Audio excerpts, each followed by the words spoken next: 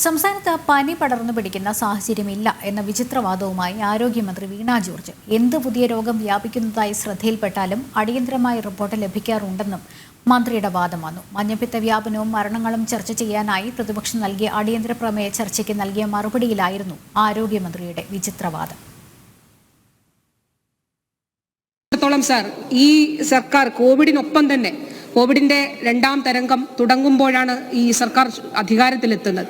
കോവിഡിനൊപ്പം തന്നെ Zika, Nipah, monkey pox തുടങ്ങിയ പകർച്ചവ്യാധികളെയും വളരെ ഫലപ്രദമായി നേരിട്ടുകൊണ്ടാണ് സാർ നമ്മൾ മുന്നോട്ട് പോകുന്നത്. കേരളത്തിൽ റിപ്പോർട്ട് ചെയ്ത എല്ലാ പകർച്ചവ്യാധികളെയും പിടിച്ചുകെട്ടാൻ സാധിച്ചുവെന്ന മന്ത്രിയുടെ പതിവ് ന്യായം. അതിന്റെ കണക്ക് നമുക്കൊന്ന് പരിശോധിക്കാം.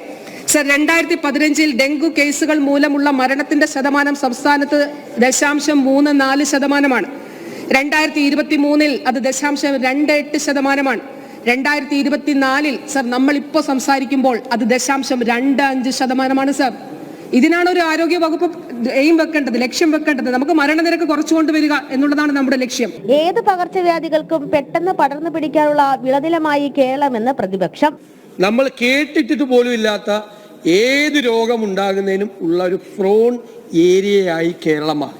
കഴിഞ്ഞ 10 വർഷമായി സംസ്ഥാനത്ത് മഴക്കാലപൂർവ്വ ശുചീകരണ പ്രവർത്തനങ്ങൾ നടക്കുന്നില്ല എന്ന പ്രതിപക്ഷവാദത്തിന് തെരഞ്ഞെടുപ്പ് പെരുമാറ്റച്ചട്ടം എന്ന പേര് പറഞ്ഞ് തദ്ദേശ വകുപ്പും തല ഊരി. ഞാൻ ഈ സഭയിൽ തന്നെ പറഞ്ഞൊരു കാര്യം, ഇത്തവണ പെരുമാറ്റച്ചട്ടം നിലനിൽക്കുന്ന ഘട്ടത്തിലായിരുന്നു മഴക്കാലപൂർവ്വ ശുചീകരണം. ഇലക്ഷൻ കമ്മീഷൻ അക്കാര്യത്തിൽ ഏർപ്പെടുത്തിയ വിലക്കിനെ കുറിച്ച് സഭയിൽ പറഞ്ഞതാണ് ബഹുമാനപ്പെട്ട പ്രതിപക്ഷ നേതാവ് ഉൾപ്പെടെ എല്ലാവർക്കും അറിയാം. ഗവൺമെന്റിന്റെ മന്ത്രിമാരുടെ, നിങ്ങൾ ജനപ്രതിനിധികളുടെ എല്ലാവരുടെയും, ദയവായിട്ട് ഞാൻ പറയുന്നത്, ഞാൻ തർക്കിക്കാൻ വേണ്ടി പറയുന്നതല്ല, വസ്തുത പറയാണ്. ആശുപത്രികളിൽ കിടക്കകളില്ല, അത് സമ്മതിക്കുന്നു. എല്ലാ കാലത്തും ഇങ്ങനെയൊക്കെയായിരുന്നു. എന്നാലും പൊതുജനാരോഗ്യത്തിന്റെ കാര്യത്തിൽ ആരോഗ്യവകുപ്പ് അതീവ ശ്രദ്ധ ചെലുത്തുന്നു എന്ന് തന്നെയാണ് മന്ത്രിയുടെ വാദം. ജനം, തിരുവനന്തപുരം.